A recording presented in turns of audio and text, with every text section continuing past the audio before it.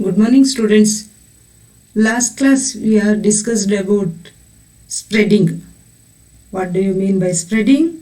Spreading the introduction, spreading methods. Methods means what are the types of spreading machines are used in a garment industry, along with the spreading techniques. What are the techniques we used in a garment industry?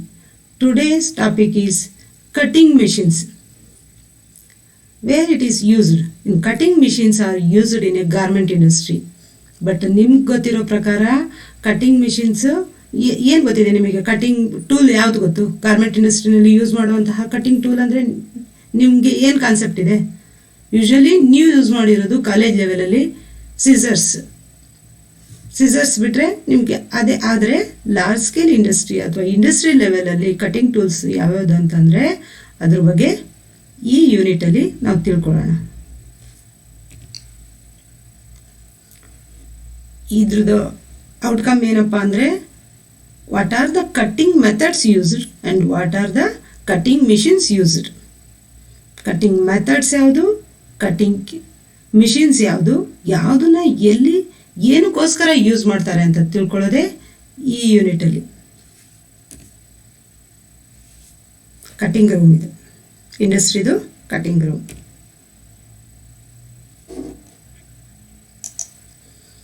The term cutting can be used in sense of cutting room.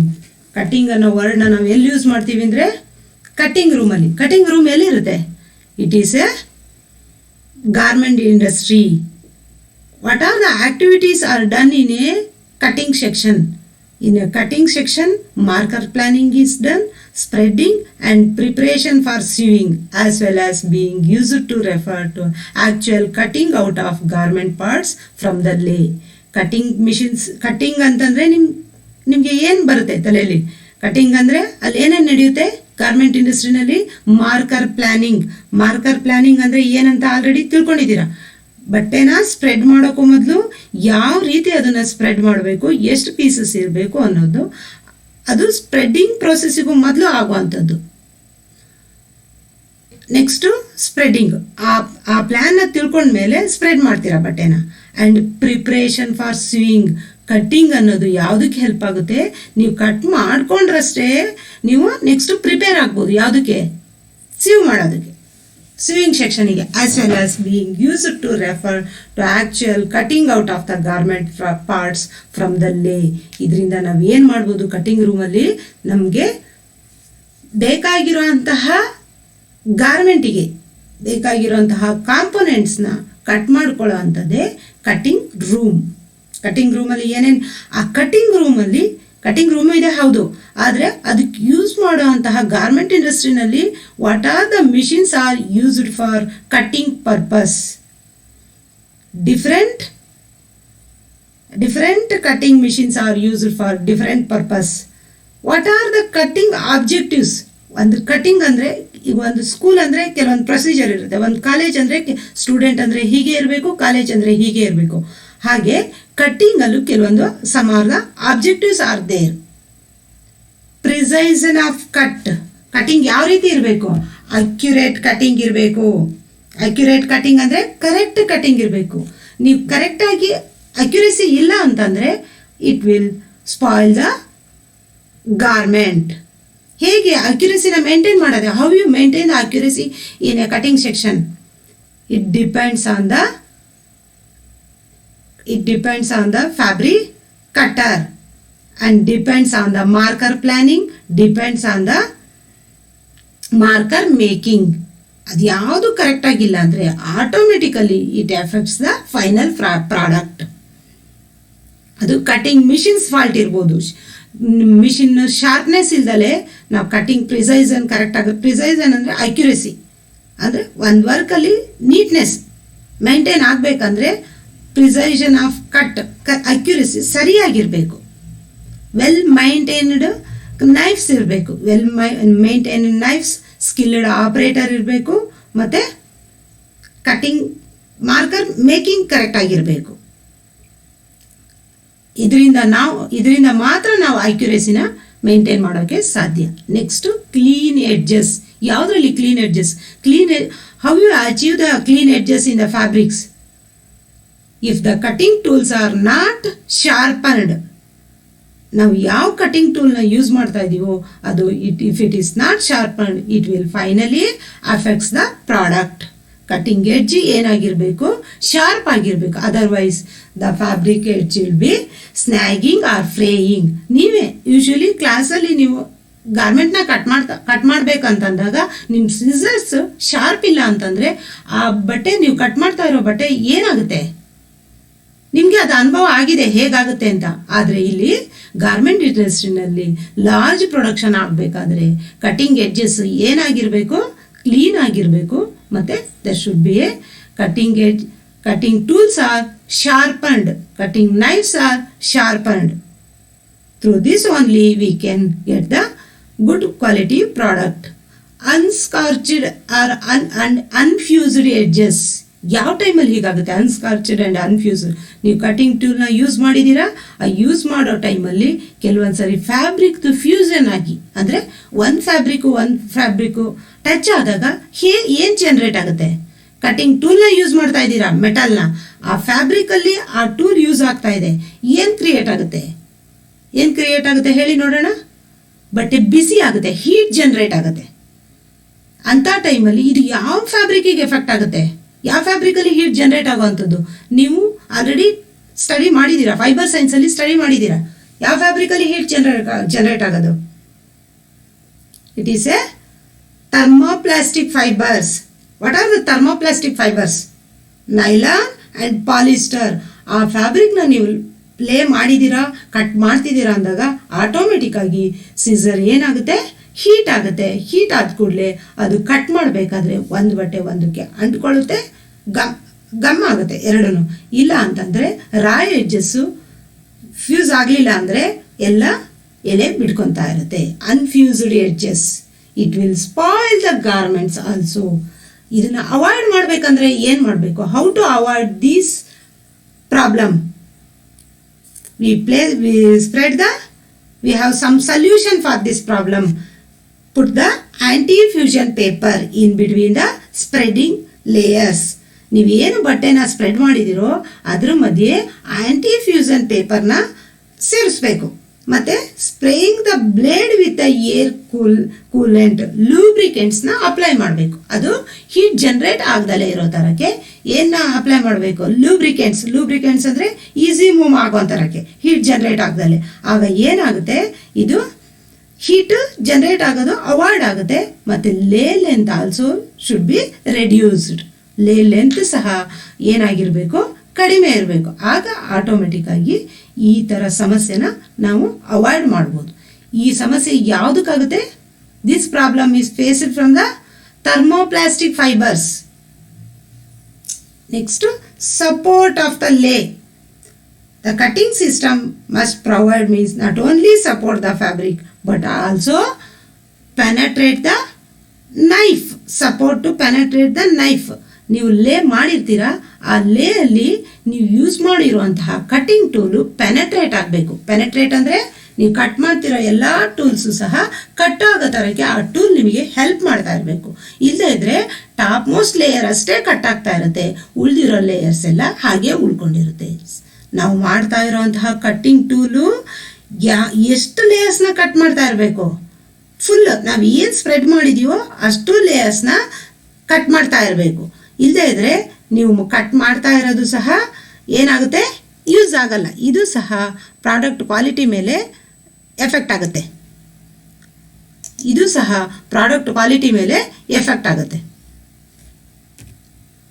Cutting machines ಅಂತ ಗೊತ್ತು. Cutting ಮಿಷಿನ್ಸಲ್ಲೂ varieties ಇದೆ ಅಂತ ಗೊತ್ತಾ ನಿಮಗೆ? Cutting machines are classified as fully manual cutting machine, manually operated power knife cutting machines, computerised methods of cutting. Fully manual cutting machines ಅಂದರೆ ಏನರ್ಥ? ಅಲ್ಲೇ ಇದೆ ಆ ಸೆಂಟೆನ್ಸಲ್ಲೇ ಏನು ಹೇಳುತ್ತೆ ಅಂದರೆ, ಫುಲ್ಲಿ ಮ್ಯಾನ್ಯುವಲ್ ಅಂದರೆ ಮ್ಯಾನ್ ಪವರಿಂದನೇ ಕಟ್ ಆಗುವಂತಹ tools. Manually operated power knife ಅಂದರೆ ಅಲ್ಲಿ ಎರಡು ವರ್ಡ್ ಸೇರ್ಕೊಂಡಿದೆ. ಏನು? ಒಂದು manually, another one is power knife. With the help of the power knife, we can cut the fabric easily. Next, another one is computerized method of fabric cutting. ಇದರಲ್ಲಿ ಮನುಷ್ಯನ ಪಾಠೇ ಇಲ್ಲ, automatically cut the fabric. That is A computerised method of fabric cutting. Spreading machine ಅಲ್ಲಿ ನೀವು ಎರಡು ತರ ತಿಳ್ಕೊಂಡ್ರಿ, ಅದರಲ್ಲಿ ಒಂದು manual, automatic, semi automatic. ಅದೇ ತರ ಕಟಿಂಗ್ ಮಿಷಿನ್ ಅಲ್ಲಿ fully manually operated power knife. Another one is computerized method of spreading cutting. ಈ ಮಿಷಿನ್ಸ್ ಯಾವ್ಯಾವುದು ಅಂತ ನೋಡ್ಕೊಳ್ಳೋಣ ಈ ಕ್ಲಾಸಲ್ಲಿ. ಈ ಕ್ಲಾಸಲ್ಲಿ ನಾವು ತಿಳ್ಕೊತಾ ಇರೋದು what are the cutting machines user ಅಷ್ಟೇ. ಇನ್ ಡೀಟೇಲ್ ನೀವು ನೆಕ್ಸ್ಟ್ ಕ್ಲಾಸಲ್ಲಿ ಕಲಿತಾ ಹೋಗ್ತೀರಾ. ಯಾವ ಮಿಷಿನ್ನ ಏನಕ್ಕೋಸ್ಕರ ಯೂಸ್ ಮಾಡ್ತಾರೆ, ಅದ್ರದ್ದು ಫಂಕ್ಷನ್ಸ್ ಏನು, ಅಡ್ವಾಂಟೇಜಸ್ ಏನು, ಡಿಸ್ಅಡ್ವಾಂಟೇಜಸ್ ಅನ್ನೋದನ್ನ ನೆಕ್ಸ್ಟ್ ಕ್ಲಾಸಲ್ಲಿ ಸ್ಟಡಿ ಮಾಡ್ತಾ ಹೋಗ್ತೀರಾ. Fully manual cutting machines. Fully manual cutting machines ಅಂದರೆ ನೀವು ಕಾಲೇಜಲ್ಲೆಲ್ಲ ಯೂಸ್ ಮಾಡ್ತೀರಲ್ವಾ, ಏನು ಯೂಸ್ ಮಾಡ್ಕೊಂಡು ನೀವು ಕಟ್ ಮಾಡ್ತೀರಾ ಫ್ಯಾಬ್ರಿಕ್ನ? Hand operated scissors or shears. Hand operated scissors or shears ಎರಡಕ್ಕೂ ಡಿಫ್ರೆನ್ಸ್ ಗೊತ್ತಿದೆ, ಕಲ್ತಿದ್ದೀರಾ ಫಸ್ಟ್ ಸೆಮಲ್ಲೇ. ಶಿಯರ್ಸಿಗೂ ಸಿಸರ್ಸಿಗೂ difference. Fully manual cutting machines. Fully manual cutting machines ಎಲ್ಲಿ ಯೂಸ್ ಮಾಡ್ತಾರೆ ಇದನ್ನು? ಜನರಲ್ ಆಗಿ ಹೌಸ್ ಹೋಲ್ಡ್ ಇಂಡಸ್ಟ್ರೀಸ್. ನೀವು ಕಡಿಮೆ ಲೇಯರ್ಸ್, ಪ್ರೊಡಕ್ಷನ್ ಕ್ವಾಂಟಿಟಿ ಲೆಸ್ ಇರೋ ಕಡೆ ಈ ಫುಲ್ಲಿ ಮ್ಯಾನ್ಯಲ್ ಕಟಿಂಗ್ ಮಿಷಿನ್ಸ್ನ ಯೂಸ್ ಮಾಡ್ತೀರಾ. ಪ್ರೊಡಕ್ಷನ್ ಕ್ವಾಂಟಿಟಿ ಜಾಸ್ತಿ ಇರೋ ಕಡೆ ನೀವು semi automatic or computerised cutting ಮಿಷಿನ್ಸ್ನ ಯೂಸ್ ಮಾಡ್ತೀರಾ. Hand operated scissors. Next scissors. ಇದು ಯಾರಿಂದ ಹೆಲ್ಪಿಂದ ಯೂಸ್ ಆಗುವಂಥದ್ದು? Fully manual. ಇಲ್ಲಿ ಯಾವ machinery, only tool is used to cut the fabric. Manually operated power knife. Manually operated means ಮನುಷ್ಯನ ಹೆಲ್ಪಿಂದ ಆಪರೇಟ್ ಆಗುವಂಥದ್ದು, ಅಂದರೆ ವರ್ಕ್ ಆಗುವಂತಹ ಪವರ್ ನೈಫ್ ಮಿಷಿನ್ಸ್ ಯಾವ್ಯಾವುದು? Round knife machine, straight knife, band knife, drilling machine, die cutter, notcher. ಎಲ್ಲದ್ರದ್ದು ಏನೇನು functions ಅನ್ನೋದನ್ನ next in detail ಆಗಿ ಕಲಿತೀರಾ. ಪ್ರತಿಯೊಂದರಲ್ಲೂ ಅದರದೇ ಆದ ಯುನೀಕ್ ಕ್ವಾಲಿಟೀಸ್ ಇದೆ. ಯುನೀಕ್ ಕ್ವಾಲಿಟೀಸ್ ಅಂದರೆ ಸ್ಪೆಷಲ್ ಕ್ವಾಲಿಟೀಸ್. ಎಲ್ಲದರಲ್ಲೂ ಒಂದೇ ಕಟ್ ಮಾಡೋಂಗಿದ್ದಿದ್ರೆ ಒಂದೇ ಹೆಸರು ಹೇಳ್ಬೋದಾಗಿತ್ತು. ಇಲ್ಲಿ ಯಾಕೆ ಇಂಡಿಪೆಂಡೆನ್ಸ್, ಪ್ರತಿಯೊಂದಕ್ಕೂ ಡಿಫ್ರೆಂಟ್ ನೇಮ್ ಇದೆ, ಅದಕ್ಕೆ ಡಿಫ್ರೆಂಟ್ ಯುನೀಕ್ನೆಸ್ ಇದೆ, ಅದರದೇ ಆದಂತಹ ಡಿಫ್ರೆಂಟ್ ಫಂಕ್ಷನ್ಸ್ ಇದೆ. These are manually operated power knife. ಅಂದರೆ ಮನುಷ್ಯನೂ ಇರ್ತಾನೆ, ಇದ್ರ ಜೊತೆಗೆ ಪವರು ಯೂಸ್ ಆಗುತ್ತೆ. Manually operated power knife, round knife cutting machine, straight knife cutting machines. ಈ ಮಿಷಿನ್ಸ್ನ ಎಲ್ಲಿ ಯಾವಾಗ ಏನಕ್ಕೆ ಯೂಸ್ ಮಾಡ್ತಾರೆ ಅನ್ನೋದನ್ನ ಕಲ್ತ್ಕೊತೀರ. Band knife cutting machines and drilling machine. Manually operated power knife, die cutter, notcher. ಡೈ ಕಟ್ಟರಲ್ಲೂ ಮ್ಯಾನ್ಯಲಿನೂ ಇದೆ, ಪವರ್ ಆಪರೇಟೆಡು ಇದೆ. ಆದರೆ ಮ್ಯಾನ್ಯಲಿ ಇರುವಂತಹ die cutter. Notcher computerised method of fabric cutting. ಇದರಲ್ಲಿ ಎಲ್ಲ ಫಂಕ್ಷನ್ಸು ಮಿಷಿನಿಂದನೇ ಆಗುವಂಥದ್ದು, ಆಟೋಮೆಟಿಕ್ ಆಗಿ ಆಗುವಂಥದ್ದು. ಯಾವುದಿದು? Computerised method of fabric cutting. First one is laser cutting machine, another one is plasma cutting, cutting by water jet, computer controlled cutting system, ultrasonic cutting. These are all computerized method of fabric cutting. ಇದರಲ್ಲಿ fully automatic, ಮ್ಯಾನ್ದು support ಇಲ್ಲದೆ work ಆಗುವಂತಹ machines. Computerised method of fabric cutting machine ಯಾವುದು? Laser cutting machine, laser ಬೀಮಿಂದ cut ಆಗುವಂಥದ್ದು. Plasma cutting, ಯಾವ ಫ್ಯಾಬ್ರಿಕ್ಗೆ ಯಾವ ಮಿಷಿನ್ನ ಯೂಸ್ ಮಾಡ್ತೀರಾ ಅನ್ನೋದನ್ನ ನೆಕ್ಸ್ಟ್ ಕಲ್ತ್ಕೊತೀವಿ. Plasma cutting, cutting by water jet, ultrasonic cutting, computer controlled cutting system, automatic ಆಗಿ ಕಟ್ ಮಾಡುವಂತಹ ಮಿಷಿನ್. ಇದೆಲ್ಲ ಮಿಷಿನ್ಸ್ ನೋಡಿದ್ರೆ ನೀವು, ನಿಮಗೆ ಕಟಿಂಗ್ ಟೂಲಲ್ಲಿ ಯಾವ್ದು ಗೊತ್ತಿತ್ತು? ಗಾರ್ಮೆಂಟ್ ಇಂಡಸ್ಟ್ರಿಲಿ ಯೂಸ್ ಮಾಡುವಂತಹ ಕಟಿಂಗ್ ಟೂಲ್. ನೀವು ಗಾರ್ಮೆಂಟ್ ಇಂಡಸ್ಟ್ರಿಗೆ ಹೋಗಿದ್ರೆ ನಿಮಗೆ ಐಡಿಯಾ ಇರುತ್ತೆ. ಆದರೆ ಹೋಗಿಲ್ಲ ಅಂದರೆ ನಿಮಗೆ ಕಟಿಂಗ್ ಟೂಲ್ ಅಂದರೆ ನಿಮಗೆ ಗೊತ್ತಿರುವಂಥದ್ದು ಶೀಸರ್ಸ್ ಅಥವಾ ಶಿಯರ್ಸ್. ಈಗ ಗೊತ್ತಾಯ್ತಲ್ವ ಯಾವ್ಯಾವುದಂತ? ಇದ್ರ ಬಗ್ಗೆ ನೆಕ್ಸ್ಟ್ ಕ್ಲಾಸಲ್ಲಿ ಇನ್ ಡೀಟೇಲ್ ಆಗಿ 1 by 1 ತಿಳ್ಕೊಳ್ಳೋಣ. ಏನಂತ ಹೇಳಿ, ಏನಕ್ಕೆ ಯೂಸ್ ಮಾಡ್ತಾರೆ, what are its functions, what are its features, what are its advantages and disadvantages. We will discuss in a next class. Cutting machines are classified as, cutting ಮಿಷಿನ್ಸ್ನ ಹೇಗೆ classify ಮಾಡಿದ್ವಿ? Fully manual cutting machines, manually operated power knife, computerised methods of fabric cutting, all of the above. What is the answer for this? Cutting ಮಿಷಿನ್ಸ್ನ ಹೇಗೆ classify ಮಾಡಿದ್ದೀವಿ? All of the above is the answer. Raw edges of fabric should not show fraying or snagging. ಆಗಿರ್ಬೇಕಾ ಇದು? ನೀವು cutted fabric edge not show fraying or snagging, should not show fraying or snagging. True or false? True. Fray ಆಗಿದ್ರೆ final product quality ಹೇಗೆ maintain ಮಾಡೋಕ್ಕಾಗುತ್ತೆ? Discuss the objectives of cutting. Enlist manually operated power knife, enlist computerised method of fabric cutting. Thank you students.